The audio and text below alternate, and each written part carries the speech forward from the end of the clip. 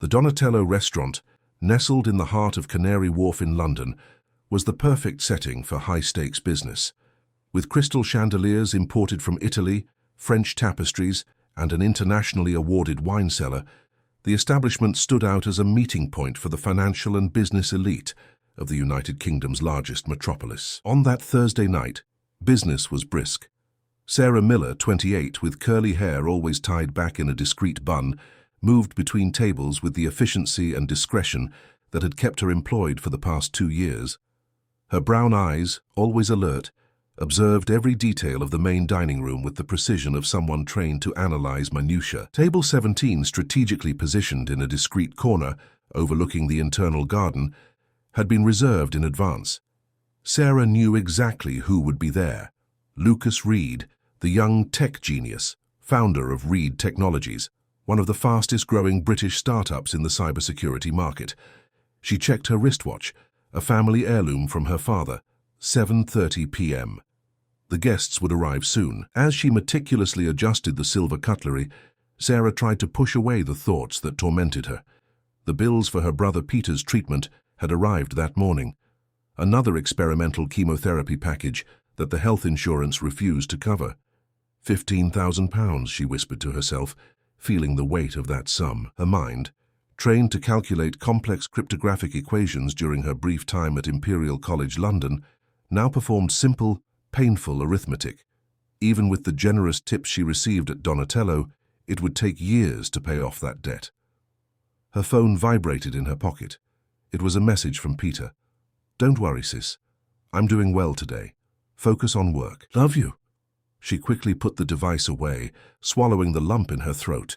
She had abandoned her PhD in computational linguistics applied to information security when her parents had their accident. The scholarships weren't enough to cover her brother's treatment, and Donatello paid well for someone who spoke 5 languages fluently and knew how to serve a Chateau Margaux 1982 at the ideal temperature. A murmur near the main entrance indicated the arrival of someone important. Lucas Reed, 32, dressed in an impeccably tailored navy suit, crossed the room accompanied by his loyal assistant, Philip Carter, a man of approximately 40, with impressive linguistic knowledge and an impenetrable expression. Sarah watched the two being escorted to table 17 by the maitre d'. Her shift included that section, and a part of her was curious to hear what they would discuss. Lucas was known for his innovative projects, especially Digital Shield, a security platform that promised to revolutionize corporate data protection. 20 minutes later, 2 middle-aged Japanese men, wearing sober suits and carrying leather briefcases, were introduced to Lucas. Sarah discreetly approached to offer the drink menu. "Good evening, gentlemen. Welcome to Donatello. May I suggest a drink to start?" Philip, the assistant, quickly took on the role of translator, converting her words into Japanese. The 2 businessmen responded, and Sarah noticed something peculiar. They weren't speaking standard Japanese, but a specific dialect from the Kansai region, with endings and expressions she immediately recognized from her linguistic studies. "Premium Dasai 23 sake, room temperature," Philip translated for Lucas, as Sarah jotted down the order. But that wasn't what the Japanese men had said. They had actually commented on the impressive architecture of the place and asked if Lucas recommended any British wine, as they wanted to sample local production. Sarah hesitated for a moment, her brain processing the discrepancy. Could it have been a simple mistake? She moved away to fetch the sake, deciding to pay closer attention to the conversation. Upon returning with the drinks, she strategically positioned herself to listen better, while pretending to organize the neighboring table, which was empty. "We are eager to discuss the final details of the agreement," Lucas said, as Philip translated into Japanese. One of the investors, the older one, with grey hair and thin-rimmed glasses, responded at length. Sarah caught every word, feeling her heart race. The investor was expressing serious concerns, not enthusiasm. "Mr. Reed, before we proceed, we need to discuss some technical issues with your platform. Our experts have identified critical vulnerabilities in the Digital Shield system. It's practically a sieve for any hacker with intermediate knowledge." Philip, maintaining a cordial smile, translated something completely different. "Mr. Tanaka is very impressed with the robustness of the Digital Shield system. He says his experts have analyzed it and are amazed by the level of security implemented. Sarah froze. It wasn't just an inaccuracy in the translation, it was a complete inversion of the message. Deliberate sabotage. Lucas smiled, visibly pleased with the false compliment, and raised his glass in a toast. "Tell Mr. Tanaka I am honored. We worked hard to create an impenetrable system." When Philip translated this response, the Japanese men exchanged confused glances. The second investor, younger and more assertive, spoke directly to Lucas, as if trying to make himself understood beyond the language barrier. "Mr. Reed, to be clear, we will not sign the agreement until the security flaws are corrected. There is a specific problem in the encryption protocol that allows man-in-the-middle attacks. Our team can provide technical details." Philip translated, "Mr. Yamamoto is eager to sign the agreement tonight. He says his team is impressed with the security of the encryption protocol, especially its protection against man-in-the-middle attacks." At that moment, Sarah felt a familiar chill. Memories of her father, a small business owner who had lost everything due to a mistranslation in an international contract, flooded her mind. That injustice had devastated her family, contributing to the fragile emotional state that worsened her parents' already declining health. History was about to repeat itself, but this time she had the power to prevent it. Lucas, completely oblivious to the ongoing betrayal, smiled broadly. "Excellent. So, can we proceed to the financial details? I'm thinking of an exclusivity agreement for 5 years. As Philip began to translate yet another untruth, Sarah made a decision that would change her life. She approached the table, interrupting the conversation. "Excuse me, gentlemen," she said, first in English and then repeating it fluently in Kansai Japanese. The 4 men at the table turned to her, surprised. Philip's eyes widened in absolute shock. "I believe there's a communication problem here," Sarah continued, alternating perfectly between the 2 languages. "Mr. Reed, I regret to inform you, but what is being translated for you does not correspond to what Messrs. Tanaka and Yamamoto are actually saying." A heavy silence fell over the table. The faces of the Japanese men showed a mixture of confusion and relief. Philip visibly paled, while Lucas remained motionless, processing the unexpected intervention. "What are you talking about?" Lucas finally asked, his voice controlled but with an icy tone.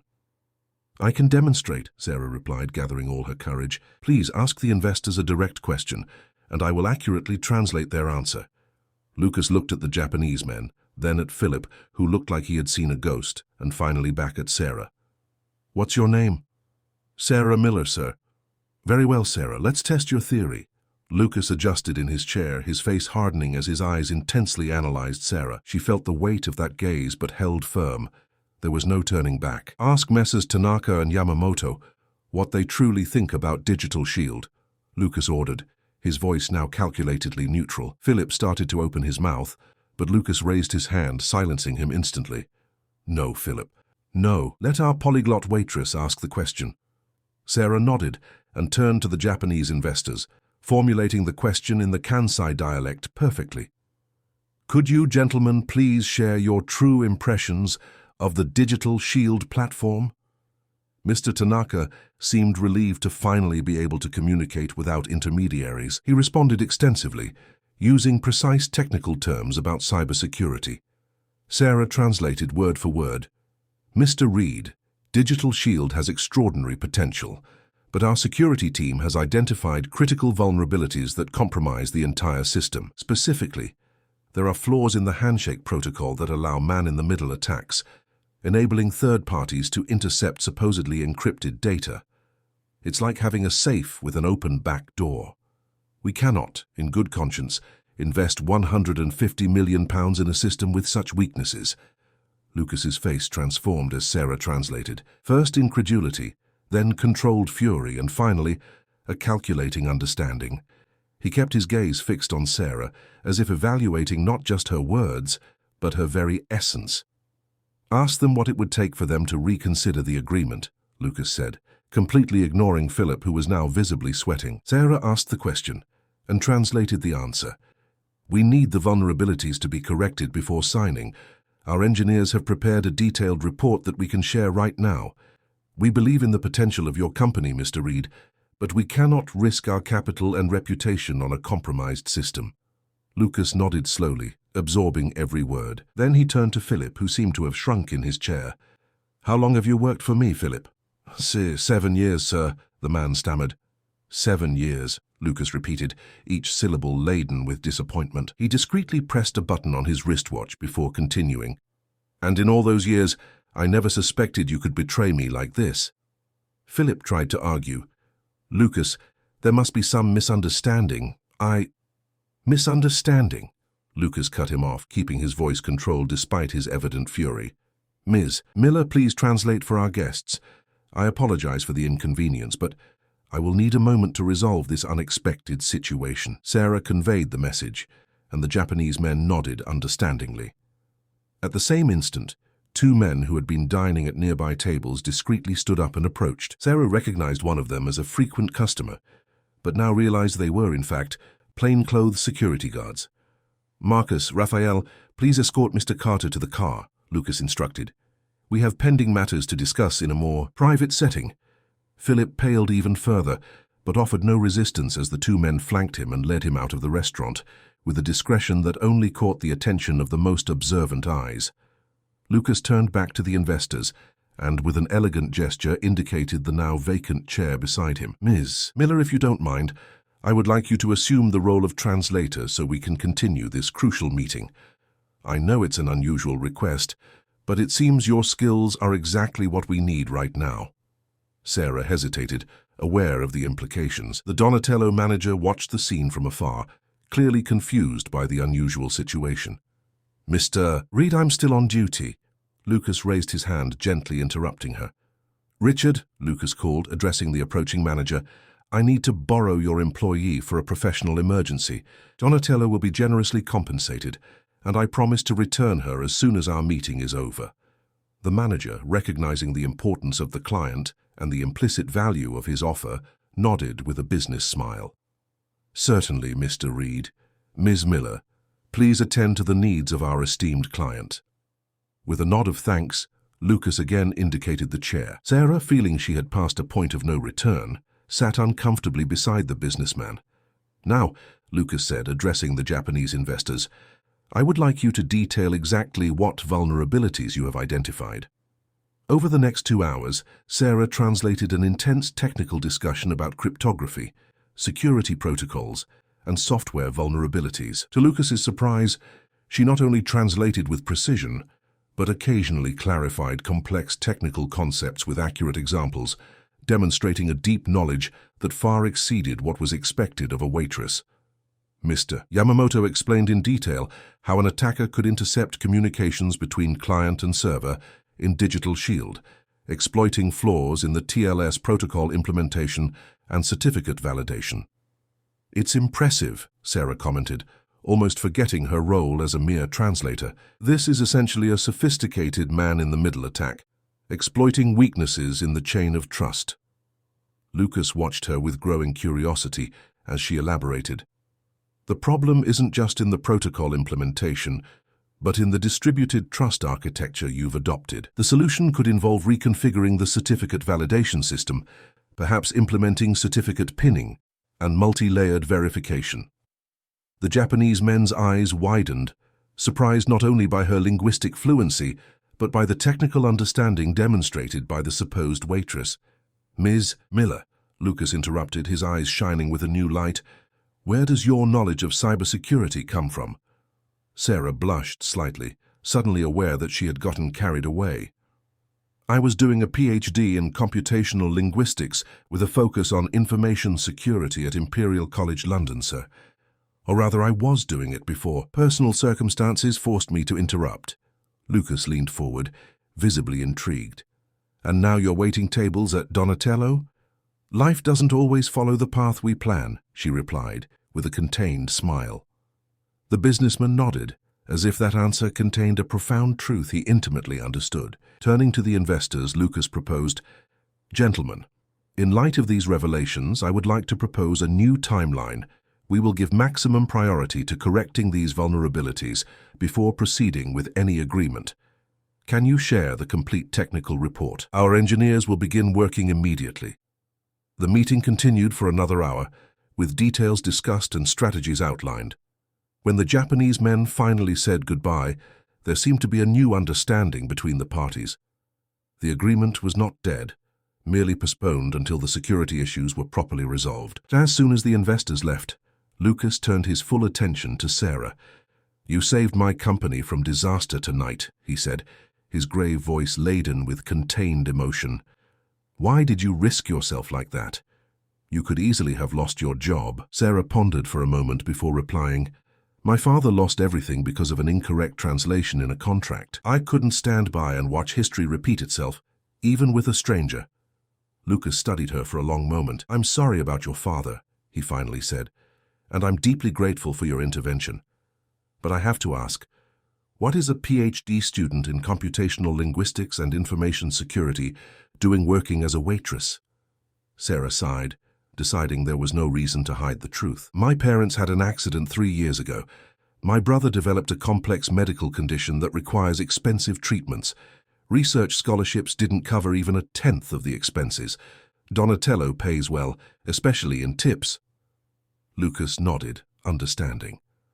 "Family loyalty is something I deeply respect," he commented, with a distant look that suggested personal memories. Then, as if making a sudden decision, he straightened in his chair. "Ms. Miller, I am officially firing you from Donatello." Sarah felt her blood run cold. Despite the calculated risk she had taken, she hadn't expected financial disaster to be so immediate. "Mr. Reed, I understand, and I am hiring you for Reed Technologies," he continued without pausing, "as a senior linguistic security consultant with an initial salary of £8,000 per month, plus full benefits, including premium health insurance extendable to immediate family members." The world seemed to spin around Sarah. £8,000 was more than she earned in 4 months at the restaurant. I don't know what to say," she stammered. "Say yes," Lucas replied simply. "And there's one more thing. I need you to find out who Philip was really working for, because I'm sure he didn't act alone." Sarah looked into the businessman's eyes, seeing not just gratitude there, but genuine respect for her abilities. In a single day, her life had taken a complete turn, from financial despair to an opportunity she could never have imagined. "When do I start?" she finally asked. "Right now," Lucas replied, standing up and adjusting his impeccable suit. "My car is waiting outside. There's a laptop and documents in my office that we need to review tonight." As they walked out of the restaurant, Lucas added, "Oh, and don't worry about the manager. I just bought a minority stake in Donatello. Let's just say it's my thank you for them hiring you, albeit inadvertently." Reed Technologies' headquarters occupied the top 10 floors of an impressive glass skyscraper in the City of London, the financial heart of London. The morning after the fateful meeting at Donatello, Sarah walked through the main lobby, carrying a small backpack with her personal belongings and a temporary visitor's badge. The exclusive elevator to the company's floors ascended silently to the 38th floor. The doors opened to a spacious, bright area, with glass walls offering a panoramic view of the London metropolis. The interior was a perfect blend of cutting-edge technology and contemporary British design, with works by national artists decorating strategic spaces. "Ms. Miller, welcome." Lucas's executive assistant, Caroline Davies, approached with a professional smile. "Mr. Reed is waiting for you in the crisis room. Please follow me." Caroline led her through a corridor of tempered glass to an isolated room at the end of the floor. Unlike the open, transparent environment of the rest of the office, this room had opaque walls, windows with privacy filters, and a biometric access control door. Luke was already inside, accompanied by a team of 5 people. He wore dark trousers and a light blue shirt, more casual than the previous night, but no less imposing. Seeing Felicity Miller, he smiled briefly and gestured for her to enter. "Good morning, Felicity, or should I say Dr. Miller?" "Just Felicity, please. I never finished my doctorate," she replied, feeling out of place among those elite professionals.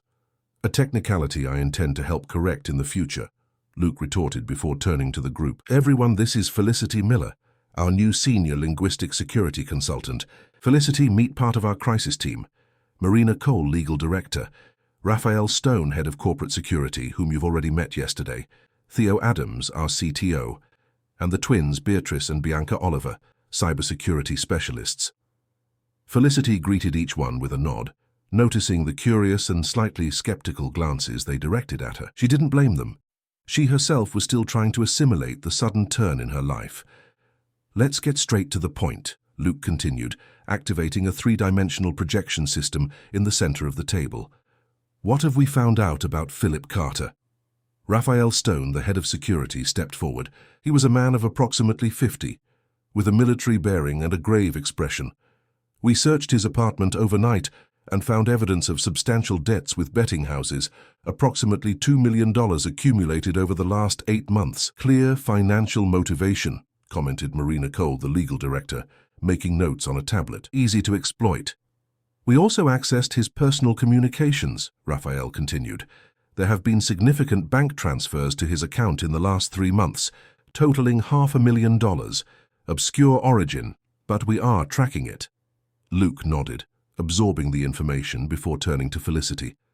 "Considering your academic background, I have a different approach for you. I want you to analyze Philip's communication patterns, emails, messages, reports, everything. I want to know if he was working alone or following orders, and if so, from whom?" Theo Adams, the CTO, a man in his early 30s with deep, dark circles under his eyes that betrayed sleepless nights, intervened. "We've already scoured all that. There's no explicit communication with potential masterminds." Luke smiled slightly. "That's where Felicity's specialty comes in. Last night, she briefly explained stylometry and forensic linguistic analysis to me. Please, Felicity, can you elaborate for the team?" All eyes turned to her. Felicity took a deep breath, trying to control her nervousness. "Stylometry is the science that studies linguistic patterns to identify authorship," she began. "Each person has a linguistic fingerprint, word patterns, syntactic structures, lexical preferences. Even when we try to imitate another style, we leave unconscious traces of our own patterns." She paused, gaining confidence as she noticed the genuine interest in the eyes of those present. "If Philip was receiving instructions or having his messages drafted by someone else, I can identify stylistic discrepancies. Furthermore, if we have textual samples from potential suspects, I can look for matches." The Oliver twins exchanged impressed glances. Beatrice, distinguishable from her sister only by a small nose piercing, commented, "That's fascinating. We've always focused on metadata and explicit content, never on the underlying linguistic style." Luke nodded, satisfied. "That's exactly why Felicity is here. Theo, provide full access to Philip's communication history for the last 2 years, both corporate and personal, that we could access. Marina, I need legal authorization for this." "We already have it," the lawyer confirmed. "The company's contractual clauses allow for a complete audit in case of suspected corporate espionage. We are covered." "Perfect," Luke replied, before turning to Felicity again. "How much time do you need?" Felicity considered the question. "With access to good natural language processing algorithms and sufficient computational power, I can have preliminary results in 24 hours. "You will have the best resources available," Luke assured her. "Bianca, show Felicity the data analysis lab and make sure she has everything she needs." With that, the meeting was adjourned. Bianca Oliver led Felicity down another corridor to an ultra-modern laboratory full of servers and advanced workstations. "So," Bianca began as she set up a station for Felicity, "from waitress to security analyst overnight. Must be a shock." Felicity smiled nervously. "To be fair, I was never just a waitress. I just paused my real career for a while." Bianca nodded, understanding. "Luke told us about your brother. I'm so sorry." "Thank you," Felicity replied, surprised that Luke had shared that personal detail. "Here it is," Bianca said, stepping back to show the workstation. "Experimental quantum processors, access to proprietary textual analysis algorithms, virtually unlimited storage. It's like giving a Lamborghini to someone used to riding a bicycle." Felicity laughed, feeling more at ease. "I'll try not to crash on the first turn." Over the next few hours, Felicity delved into the data, thousands of emails, text messages, reports, and internal memos produced by Philip Carter. She configured algorithms to analyze linguistic patterns, word frequency, syntactic structures, and other stylistic markers.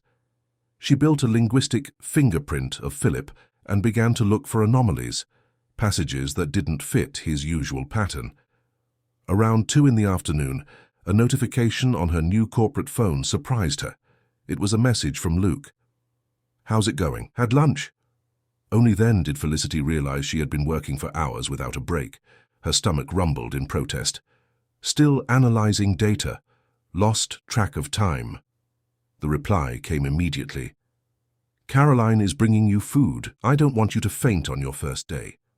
A few minutes later, the executive assistant appeared with a package from the Hub, one of the city's most exclusive restaurants. The chef sent it especially for you, Caroline explained. Apparently, Luke called personally to place the order. Felicity thanked her, surprised by the attention. As she ate, she continued to analyze preliminary results on the main monitor. That's when she noticed something interesting. In most professional communications, Philip demonstrated a consistent style, medium-length sentences, moderate technical vocabulary, few adjectives. However, in a specific set of emails exchanged over the last 4 months, there were significant stylistic anomalies. These were seemingly innocent emails about art acquisitions for the office, a secondary responsibility of Philip as an executive assistant. The messages, exchanged with a gallery called Modern Artistry, had a completely different style, formal, almost academic, with complex structures and elaborate vocabulary. Felicity isolated those messages and deepened the analysis. The algorithms confirmed those were not Philip's words. Someone was dictating the content of those messages, or at least significant parts of them. But there was something more disturbing. When she extracted only the descriptions of the artworks, eliminating greetings and closings and analyzed them as a separate corpus, a pattern emerged.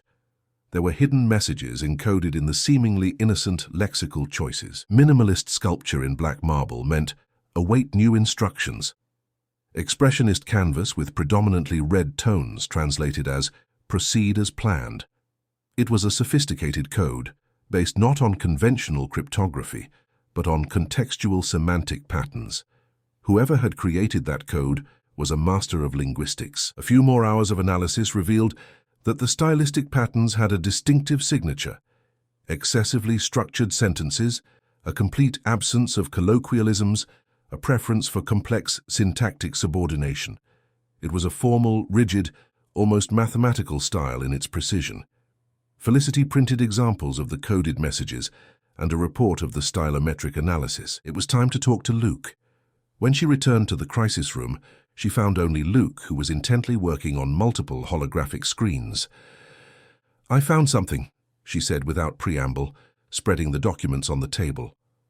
Luke waved away the projections and focused on the material she brought. Philip wasn't acting alone, Felicity continued. The communications with this art gallery are coded. It's a channel for receiving instructions.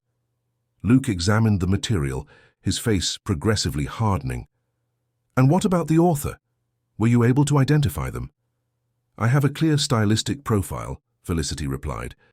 Someone extremely formal, precise, almost mathematical in sentence construction, zero colloquialisms, complex syntactic structures, academic vocabulary. Luke stood motionless. An expression of recognition and then deep sadness crossed his face. You know who it is, Felicity stated, not as a question. Yes, Luke replied, his voice almost a whisper. I know only one person who writes exactly like that. He stood up and walked to the window, observing the New York City skyline for long moments before continuing. Anthony Vance, senior board member, my mentor for almost 2 decades, practically a father to me since I lost my parents at 16. The silence that followed the revelation was almost palpable. Felicity watched Luke, seeing the internal struggle unfolding behind that always composed business facade. His shoulders, normally erect with the confidence of someone who conquered the world before turning 35, now curved slightly under the weight of betrayal. Are you absolutely sure? He finally asked, his voice controlled but laden with contained emotion. Felicity moved to the nearest terminal and projected a series of comparative graphs. 97% stylistic compatibility, she explained, indicating the overlaps in linguistic patterns. This is practically a verbal fingerprint. To confirm, we would need to compare it with recent texts written directly by Anthony. Luke quickly typed on his personal tablet, accessing the company's private server. Here are his latest internal memos to the board, all written personally, without assistance. Felicity transferred the documents to her algorithm and ran a comparative analysis. The results appeared almost instantly on the screens. 99.2% compatibility. "It's him," Felicity confirmed, softening her voice. "There's no room for doubt." Luke closed his eyes for a moment, as if needing to gather strength. When he reopened them, there was a new determination in his gaze. "We need to understand why," he said, starting to pace the room. "Anthony has more money than he could spend in 3 lifetimes. He already owns 15% of the company's shares. What could be his motivation?" "Control," Felicity suggested. "Power? Some strategic disagreement?" Luke stopped abruptly, as if struck by a sudden realization. "The quantum computing division," he murmured. "Anthony vehemently opposed it. When I announced we would invest $2 billion in developing quantum computing-based security systems, he considered it a waste, a futuristic fantasy in his words. But you went ahead anyway." "The board approved it by a minimal majority," Luke confirmed, sitting back down. "It was the first time I openly went against Anthony's recommendation. That was 6 months ago, exactly when Philip started receiving these coded instructions." Felicity connected the dots. "So the strategy would be to sabotage the digital shield, discredit your leadership, cause a drop in shares, and orchestrate a hostile takeover," Luke completed, the scenario unfolding clearly in his mind. "With the public failure of our main security platform and the loss of the Japanese investment, the shares would plummet. Anthony could buy them for a song, gain majority control, and remove me from leadership. All this because you invested in quantum computing against his advice?" Luke shook his head, his gaze distant. "It's not just that. Anthony is 68 and has an old-school mentality. He built empires following conservative rules: sustainable growth, calculated expansion, minimal risks. I represent everything he fears: radical innovation, bold bets, disruption. To him, I'm playing Russian roulette with the legacy he helped build." Felicity closely observed the emotional conflict on Luke's face. It was evident that despite the betrayal, there was still a deep respect, perhaps even love, for his mentor. "What do you intend to do?" she asked softly. Luke inhaled deeply before responding. "Additional confirmation," he said with renewed determination, "and then a trap." In the following hours, Luke reassembled the crisis team and shared Felicity's findings. The initial reaction was one of absolute shock, followed by a collective determination to act. "Mr. Vance is in Washington, D.C. today," Caroline informed, checking the schedule. "He has a meeting with the Minister of Science and Technology about AI regulations." "Perfect," Luke replied. "That gives us time to prepare everything." Turning to the team, he began to outline a plan. "We need 3 simultaneous fronts: irrefutable proof of the conspiracy, a strategy to publicly expose Anthony, and legal guarantees that we can act quickly when everything comes to light." Marina Cole, the legal director, was already working on her tablet. "I'm preparing emergency search warrants for his personal offices in New York City and Los Angeles. I have a judge who should discreetly authorize them, given the gravity of the accusations." "Excellent," Luke approved. "Raphael, I want you to lead the search personally. Look for any concrete evidence of the conspiracy." "Consider it done," the head of security replied. "I'll take a small trusted team."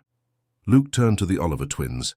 "Beatrice, Bianca, I need you to completely scour the servers of the Modern Artistry Gallery. I want to know who they are, where they came from, and follow the money." "We're already on it," Beatrice replied, sharing preliminary results. "The gallery has only been around for 6 months, founded by a holding company in the Cayman Islands, which, surprise, has connections to a foundation controlled by Anthony." Luke nodded, pleased with the team's efficiency. Finally, he turned to Theo and Felicity. "You two, I have a special mission. I want you to prepare a fake presentation about the digital shield, something that looks convincing, but contains completely fabricated information about how we fixed the security flaws." Theo frowned, confused. "What's the objective?" "We're going to give Anthony exactly what he expects," Luke explained. "A presentation full of empty promises and superficial solutions. If he believes we're following the path he predicted, he'll lower his guard." "And then?" Marina asked, already anticipating the necessary legal strategy. A calculating smile formed on Luke's lips. "Then we'll reveal the true breakthrough we've kept completely secret. Not only have we fixed the digital shield's flaws, but we've integrated our experimental quantum computing technology, months ahead of schedule." Theo's eyes widened in comprehension. The quantum matrix? But I thought it was still in alpha phase, at least a year away from being implementable. Officially, yes, Luke agreed. Unofficially, a small team under my direct supervision has been working at an accelerated pace. We are much further along than anyone outside that secure vault in the basement imagines. Including Anthony, Felicity concluded, beginning to see the brilliance of the strategy. Especially Anthony, Luke confirmed, when he realizes his plan has failed, that we not only saved the digital shield, but also advanced with the project he so despised, and that investors are more enthusiastic than ever. Well, he'll act out of desperation. And that's when we catch him, Raphael added. Exactly, Luke stood up, ending the meeting. Everyone knows what to do. We have 48 hours to prepare everything. The Japanese investors have agreed to participate in our plan and will return for a new meeting, this time on our controlled territory. As the team dispersed to carry out their tasks, Luke asked Felicity to stay. You handled pressure well, he observed when they were alone. Surviving with a sick brother and astronomical medical bills teaches you a lot about pressure, she replied with a contained smile. Luke nodded, understanding. Speaking of which, I transferred a significant advance to your account. You should have received the notification a few hours ago. Felicity picked up her phone, surprised, and opened her banking app. Her eyes widened. $1 million had been deposited with the description hiring bonus Riverside Technologies. This is the exact amount for your brother's complete experimental treatment, plus a safety margin, Luke completed calmly. I've already spoken with Mount Sinai Hospital. Peter will have the best specialists starting tomorrow. Involuntary tears welled up in Felicity's eyes. Why? She managed to ask. You barely know me. Luke studied her for a moment before responding. When I was 16, I lost my parents in an accident.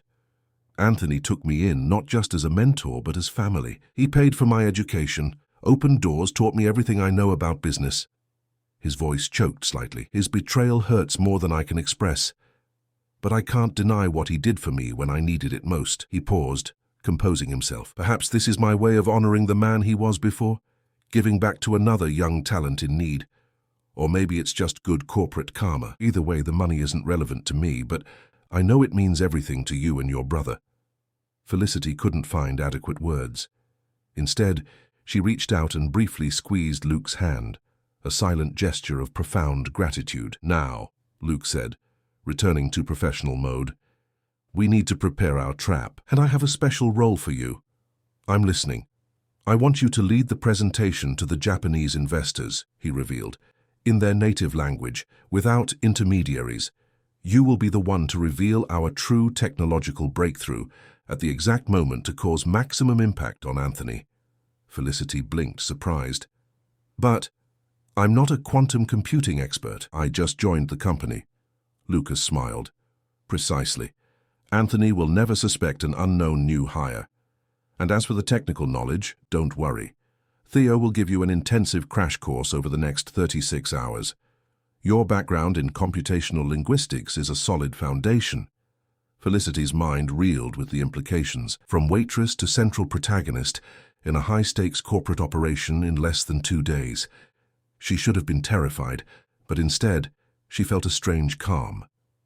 I accept the challenge, she finally said, with a confidence that surprised even herself. I knew you would, Lucas replied. There's one last thing you need to know. Anthony will participate remotely, via video conference. He's been avoiding in-person meetings with me since our last heated discussion about the quantum project. I see. He'll observe from afar, waiting to see the ship sink. Precisely. And when he realizes his plan has completely failed, he'll panic and make a mistake, Felicity finished, understanding the strategy. Exactly. Beatrice and Bianca will be monitoring all his communications in real time. The moment he tries to contact his accomplices, we'll catch him red-handed. An audacious plan, Felicity thought, worthy of a high-stakes corporate thriller. But there was an immediate practical question. Before we dive completely into this, can I make a personal call? I want to inform my brother about the treatment. Of course, Lucas agreed. Use my office for privacy, and Felicity... He hesitated briefly. Officially welcome to Rivers Technologies. When Felicity left to make the call, Lucas remained in the crisis room, contemplating a digital photo on his tablet. Him at 18 next to Anthony, both smiling on their graduation day. There was a mix of determination and sadness in his eyes as he finally turned off the screen, holding those memories as relics of a past that no longer existed. The next 36 hours were an intense marathon of preparation. Theo Almeida, the CTO, led Felicity through an intensive crash course on the fundamentals of quantum computing and the technical details of the company's top-secret project. It was like trying to drink from a waterfall, complex information in an overwhelming volume. The basic principle is leveraging quantum superposition for encryption, Theo explained, drawing complex diagrams on an interactive digital whiteboard. While conventional systems use bits that are 0 or 1, our qubits can exist in both states simultaneously. Felicity nodded, connecting the new concepts to her theoretical foundations in computational security. So that's why the quantum matrix makes the digital shield virtually inviolable. Man-in-the-middle attacks become impossible because any observation would collapse the quantum state. Theo smiled, impressed. Exactly. You learn incredibly fast. I have extra motivation, she replied, thinking of her brother who at that very moment was being admitted to the best hospital in London to begin his treatment. That night, when the building was practically empty, Lucas appeared in the makeshift training room with a bottle of water and a packet of Thai food. How's it going? He asked, noticing the dark circles under Felicity's eyes. Almost there, she replied, massaging her temples. Theo is an excellent teacher, but it's like learning a new language in a day. Lucas chuckled. For someone who masters obscure Japanese regional dialects, I'm sure quantum computing is a piece of cake. Felicity smiled, grateful for the momentary lightness. In between intensive study sessions, she continued working with the Oliveira twins, refining the analysis of Anthony Vasconcelos's coded communications. We found something interesting, Bianca commented, showing a pattern on a timeline. Whenever there's a coded communication from Anthony to Philip, there's a data transmission leaving the company's servers to an IP in Geneva minutes later. Information leak, Felicity concluded. Philip wasn't just sabotaging translations, he was extracting confidential data. Lucas, who had just entered the room, frowned. What kind of data? Mainly related to the digital shield, Beatrice replied, zooming in on the records. Technical specifications, progress reports, implementation details. Everything a competitor would need to exploit our vulnerabilities, Lucas murmured, or to replicate our technology. And there's more, Bianca added. Raphael found preliminary merger documents in Anthony's personal files at his beach house in the Hamptons. Merger? With whom? TechGuard International, the security specialist replied. A European conglomerate specializing in, guess what? Cybersecurity. The pieces of the puzzle fit together with grim perfection. Anthony wasn't just planning to bring Lucas down. He intended to hand over the entire company to foreign competitors, likely in exchange for a leadership position and significant equity stake. Multi-layered betrayal, Lucas concluded, his voice carrying a mix of anger and disappointment. But now we have everything we need for our trap. On the morning of the decisive meeting, Felicity woke up in one of Rivers Technologies' corporate apartments, where she had slept only 4 hours. Her mind was still processing quantum formulas and linguistic codes as she prepared for the most important role of her life. The executive suit Caroline had provided fit perfectly, as if it had been custom-made. The designer shoes were surprisingly comfortable. In front of the mirror, Felicity barely recognized the tech executive staring back at her. From waitress to director in 72 hours, she thought, adjusting her posture. Mum and Dad would be proud. Her phone vibrated with a message from Peter. Starting treatment today. Doctors are optimistic. Rock your presentation, superstar. I always knew you were born to shine. Those words brought tears to her eyes, but also renewed determination. Today it wasn't just about exposing a corporate traitor. It was about reclaiming her true calling and securing her family's future. Rivers Technologies' main conference room occupied half of the executive floor, with panoramic views of Hyde Park. The oval table of noble Brazilian wood comfortably seated 20 people, and state-of-the-art holographic projection systems descended from the ceiling when activated. The Japanese investors, Tanaka and Yamamoto, arrived promptly at 10 a.m., accompanied by 3 technical advisors. They were greeted by Lucas and his core team, including Felicity, who greeted them fluently in their regional dialect, causing smiles of genuine appreciation. "Miss Martins," Tanaka commented in Japanese, "your fluency in our dialect is truly impressive. Few foreigners even recognize the regional differences in our language." "You are very kind," she replied in the same language. "My study of linguistics has always led me to appreciate the nuances that make each form of expression unique." At 10:15 a.m., exactly on schedule, the large screen on the front wall lit up, revealing the austere face of Anthony Vasconcelos. At 68, the executive maintained an impeccable appearance, with perfectly aligned grey hair and shrewd eyes that seemed to constantly assess the value of everything around him. "Good morning, everyone," he formally greeted. "I regret not being able to be present physically, but my commitments in Washington, D.C. did not allow my return in time." His eyes briefly lingered on Lucas. "I see we have gathered our esteemed Japanese investors again. Does this suggest positive developments?" Lucas maintained a neutral, carefully rehearsed expression. "I believe so, Anthony. We have made significant progress in addressing the concerns raised in the previous meeting. We are about to begin the technical presentation now." Anthony nodded, his gaze shifting to Felicity, the only person in the room he didn't recognize. "And who might this young lady be? A new team member?" "This is Felicity Martins," Lucas introduced, "our new Director of Linguistic Security and Intercultural Analysis. She will lead the technical presentation today, as she possesses native fluency in our guest's dialect." A slight furrow crossed Anthony's brow, quickly masked by a polite smile. "Interesting addition. I wasn't aware we had created such a department." "A recent decision," Lucas vaguely replied. "Felicity, please begin when you are ready." Felicity stood up, feeling the weight of their gazes on her.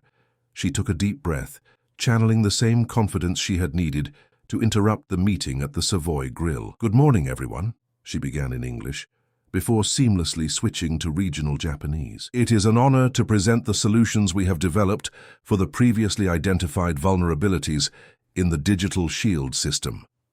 For the next 20 minutes, Felicity perfectly executed the first part of the plan. She presented a series of superficial and unconvincing technical solutions, exactly as Lucas had instructed. These were approaches that any serious security expert would recognize as inadequate for the platform's fundamental problems. Occasionally, she cast discreet glances at the screen where Anthony watched.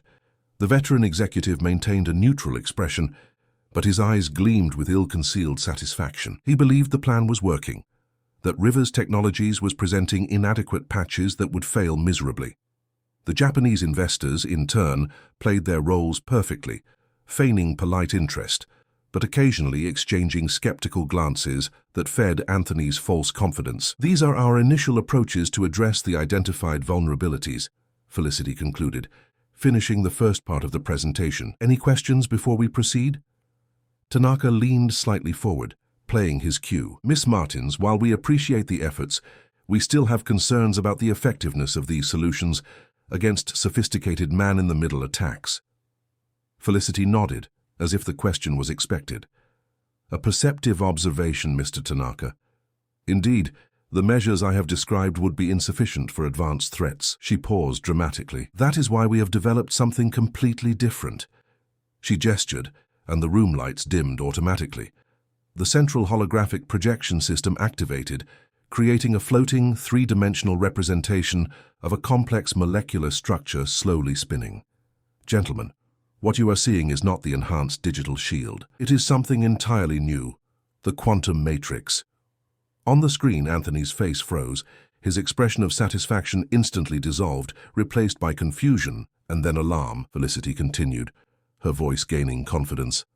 "Instead of trying to fix the fundamental flaws of conventional architecture, we have completely reimagined data security using advanced quantum computing."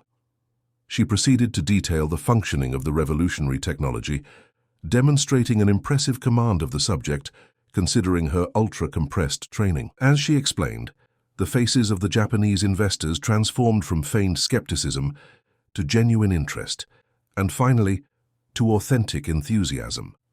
The quantum matrix not only resolves the previously identified vulnerabilities, she concluded, but establishes a new paradigm of fundamentally inviolable security. Any attempt at interception would instantly collapse the quantum state, immediately alerting us to the intrusion.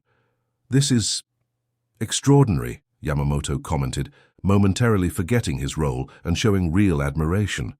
When will it be operational? Lucas smiled, entering the conversation. It already is. We secretly implemented it 3 weeks ago in test mode. All data exchanged between our servers and the terminals in this room is protected by the quantum matrix at this very moment.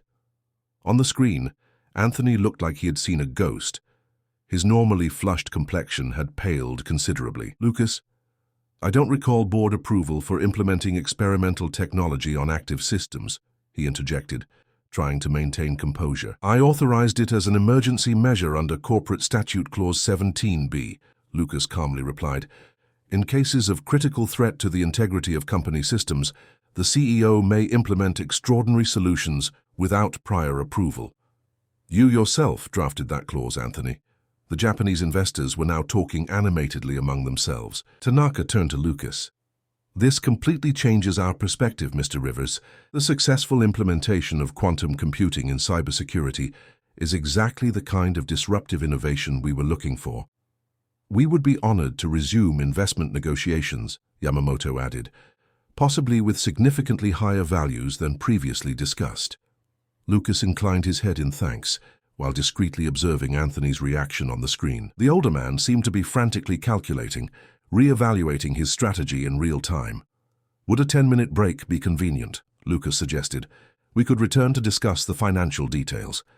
Everyone agreed, and when the transmission with Anthony was temporarily paused, the security team immediately sprang into action. Beatrice and Bianca positioned themselves at mobile terminals, monitoring communications in real time.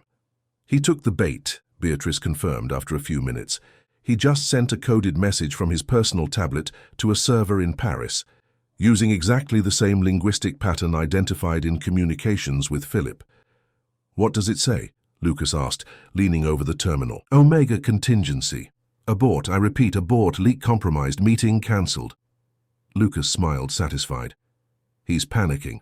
He realized his plan completely failed and is trying to warn his collaborators to abort any planned operation.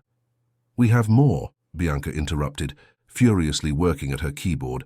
We managed to trace the response. It's from TechGuard's headquarters in Paris. They confirm the acquisition is cancelled and are deleting all shared documents. Perfect, Lucas replied, his expression hardening. We have everything we need. Marina, contact the prosecutors and the FBI. Raphael, are the security teams in Washington, D.C. positioned? The head of security nodded, already on the phone. Team Alpha, advance. I repeat, advance.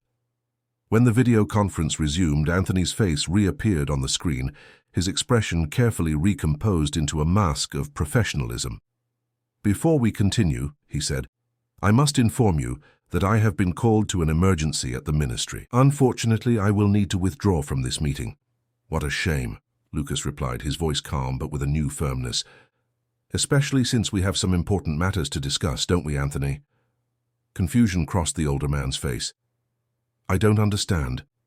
Lucas gestured and Felicity stepped forward, activating a new holographic projection. This time, it was the coded messages exchanged between Anthony and Philip, with the full stylometric analysis floating beside them. I believe you understand perfectly, Lucas replied. Just as you understand the meaning of Omega contingency, and why you desperately needed to contact TechGuard 5 minutes ago. The shock on Anthony's face was momentary, quickly replaced by an impenetrable mask of indifference.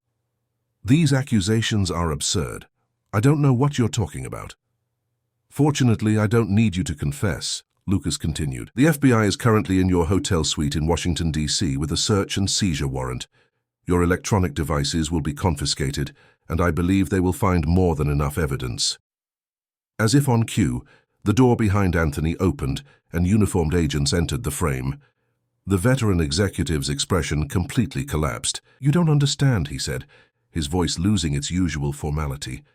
I was protecting the company from you. Your obsession with unproven technologies, risky bets, megalomaniacal vision. You would destroy everything we built. No, Anthony. Lucas replied, his voice carrying a deep sadness. "I was building the future. You were so stuck in the past that you preferred to destroy the company rather than see it evolve beyond your control." One of the agents approached, informing Anthony that he was being detained for questioning. Before the transmission ended, the older man cast a final look at Lucas, a look that mixed anger, shame, and, surprisingly, a reluctant hint of pride. "How learned well," were his last words before the screen went black. 3 months had passed since that fateful video conference. Rivers Technologies' headquarters pulsed with renewed energy on that London spring morning. The sun filtered through the smart windows, programmed to optimize natural light without the discomfort of excessive heat. Felicity Martins walked down the main corridor towards her new office, a spacious room on the executive floor overlooking Hyde Park. The glass walls displayed her newly installed plaque, Director of Strategic Linguistic Analysis. She still smiled as she read those words, even after weeks of officially holding the position. Inside the office, carefully arranged on elegant shelves, were rare books on linguistics, information security, and more recently, quantum computing. On the main wall, simply framed, was her newly completed doctorate. Lucas had insisted that she resume and finalize her research, now with full company support. Her phone vibrated with a message from Peter. "Test results, complete remission," accompanied by a selfie of the 25-year-old smiling broadly, showing a vigor Felicity hadn't seen in years. Tears of joy formed in her eyes. The experimental treatment had worked beyond the most optimistic expectations. Her brother had not only survived, but was preparing to resume his own interrupted academic career. A full scholarship in biomedical engineering, courtesy of a newly established foundation by Rivers Technologies. A gentle knock on the door interrupted her thoughts. Lucas entered, carrying 2 cups of specialty coffee imported from the Blue Mountain region. "Good news by the looks of it," he commented, noticing Felicity's radiant smile as he placed a cup on her desk. "The best news," she confirmed, showing the message.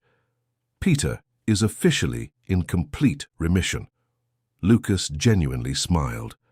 "This deserves a more elaborate celebration than coffee, don't you think? Dinner at Donatello tonight? On the house, of course, considering I'm now a minority partner." Felicity laughed. "Hard to refuse, even if it feels strange to be served by my former colleagues. I believe they've gotten over the shock of seeing the ghost waitress transformed into a tech executive overnight," Lucas quipped. "Besides, Richard still regularly mentions that he was the one who discovered your talent." They both laughed, sharing a moment of lightness before returning to pending matters. Lucas checked his holographic wristwatch. "We have 15 minutes before the board meeting. Any news from your team on the global project?" Felicity activated her workstation with a gesture, and several graphs and reports projected into the air between them.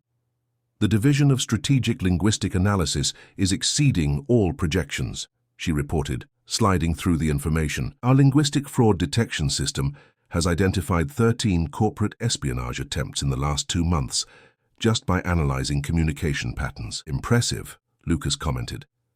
"And what about the human side of the operation?" Felicity smiled, moving to another set of data.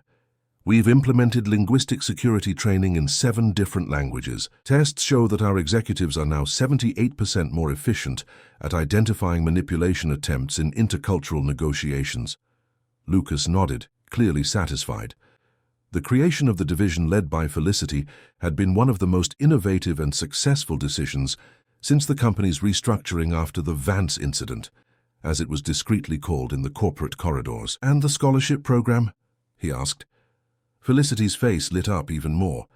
The Martins Humanities and Technology Scholarship Fund was her most personal and cherished project.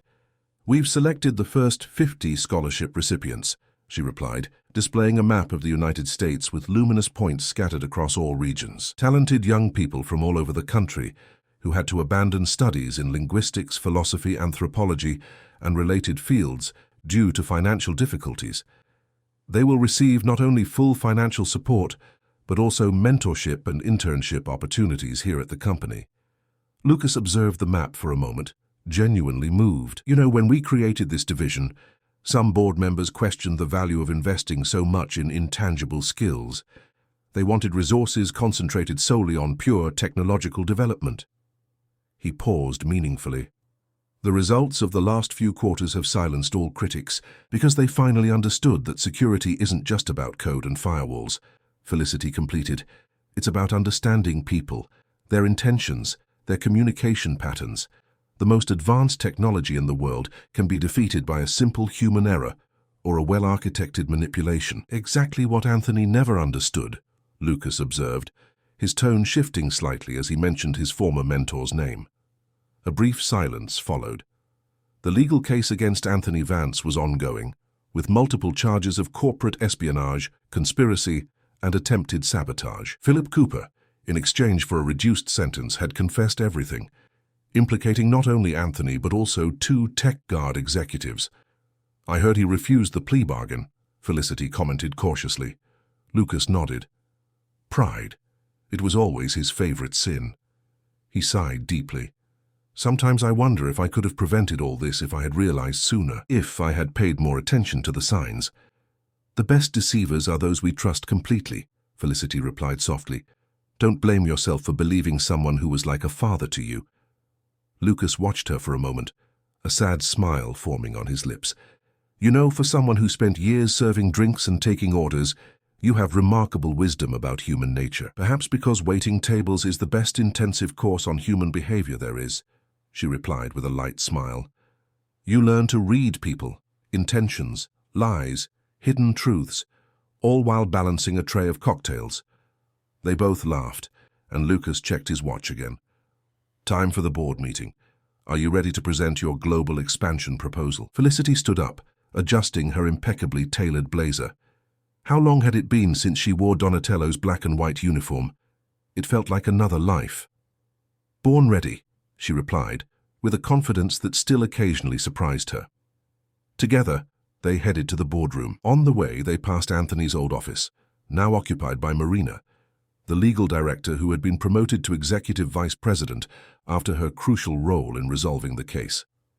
The boardroom, unlike most traditional corporate environments, had been redesigned under Felicity's influence. Instead of the typical rectangular table that created implicit hierarchies, there was now a round table, inspired by linguistic studies on how physical arrangement influences communication patterns and power dynamics. The 12 board members were already present, including the 2 new seats occupied by the Japanese investors, who had not only maintained their investment commitment, but had tripled the initial amount after the success of the quantum matrix.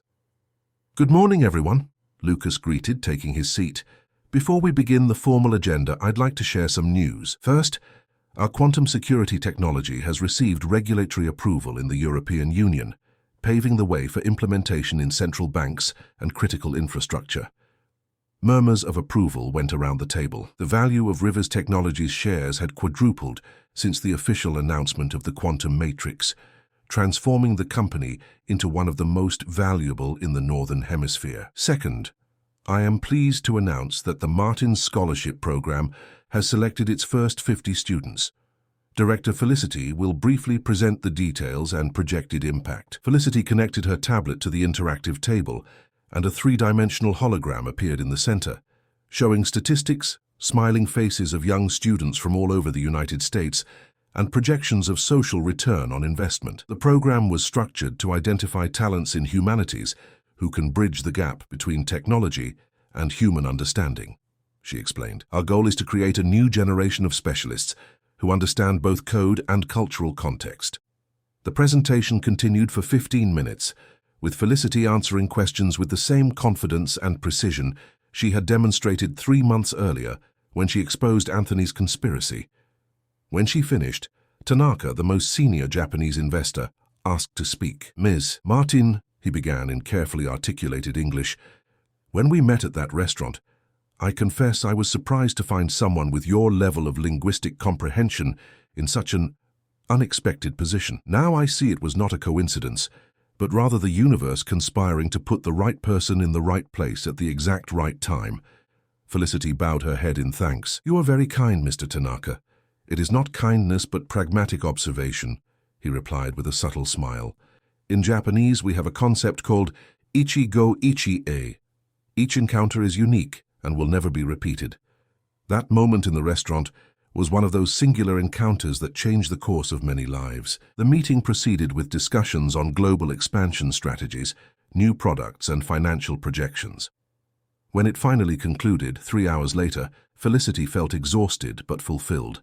Her division's expansion project had been unanimously approved, with a budget exceeding what was requested. As the board members dispersed, Lucas called her for a private conversation on the panoramic balcony adjacent to the room.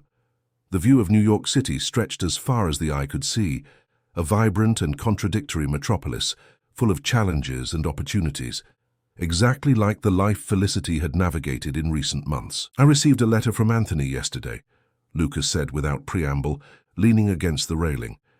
Felicity waited in silence, respecting the clearly emotional moment for her boss and now friend. "He didn't apologize," Lucas continued, typical of him. "But he said something I can't get out of my head. He said that despite everything, he feels proud of me. That I finally learned the most important lesson he tried to teach, that true power is never in technology, but in the people who control it." Felicity reflected on those words for a moment. In a sense, he's right. That's what we discovered, isn't it? That all the technological security in the world can be defeated by human vulnerability. That the future lies in the integration of artificial intelligence and deep human understanding. Lucas nodded slowly. "The ironic thing is that by trying to sabotage me, he ended up forcing the creation of the solution to the problem he himself exploited. If it weren't for his betrayal, we would never have created your division. We would never have realized how crucial the skills you bring to the company are." "Life is full of such ironies," Felicity commented. "Like a linguist waitress catching a translator red-handed." Lucas laughed, the sound dissipating some of the accumulated tension. "Which reminds me," he said, checking his watch. "Our dinner at Donatello? Still on for tonight?" "Definitely," Felicity confirmed. "Peter will be joining us. He's eager to meet the man who, in his words, saved his life and rescued his sister's extraordinary brain from the purgatory of folded napkins." "I can't wait to meet him," Lucas replied sincerely, "and to toast to the future we are building." As they walked back inside the building, Felicity allowed herself a moment of reflection. 3 months ago, she was serving expensive dishes to wealthy executives, worried about unaffordable medical bills and an abandoned academic future. Now, she led an innovative division in one of the country's most valuable companies. Her brother was cured, and her potential finally found full expression. Life, she reflected, was like a complex language, full of hidden meanings, unexpected nuances, and translation possibilities that can completely change a narrative. The trick was not just to understand the words, but to capture the intention behind them, the context that gave meaning to the seemingly random. That night, as they dined at the same restaurant where it all began, sitting at the same table 17 now as an honored guest instead of a server, Felicity watched her brother chat animatedly with Lucas about emerging medical technologies. Life had changed drastically, but the essence of what mattered remained: authentic human connections, purpose, and the chance to make a difference in the world. "A toast," Lucas proposed, raising his glass, "to the power of the right words at the right time spoken by the right person, and to the translations that transform lives," Felicity completed, clinking her glass against his, while the maitre d' who once supervised her now bowed respectfully to serve the next bottle of wine. Some stories, she thought, don't need translation. Some journeys transcend languages and cultures, speaking directly to the universal human experience. Hers was one of them, a narrative about hidden potential, unexpected opportunities, and the courage to intervene when everything is at stake. And as the night progressed with stimulating conversations and plans for the future, Felicity knew with crystal clarity that her true calling had always been exactly this: not just to translate words, but to translate potential into reality. Not just to interpret languages, but to interpret the world and its infinite possibilities. End of story. Dear listeners, we hope Felicity Martin's story has touched your hearts and inspired you to recognize the transformative power that exists within each of us. Just as Felicity used her unique skills to change not only her life, but the lives of many others, we believe that hidden talents can flourish in the most unexpected circumstances. To continue this journey of inspiring stories, we have prepared a special playlist with equally captivating narratives about ordinary people achieving extraordinary feats. Find it by clicking the link to the left of this screen. If this story resonated with you, don't forget to subscribe to our channel and like the video. Every day we bring new stories that explore the complexities and beauties of American life in all its nuances. Share in the comments. Have you ever witnessed or experienced a surprising twist that completely changed the course of a life? We look forward to hearing your own stories of transformation until our next narrative, where once again we will dive together into the depths of the human experience.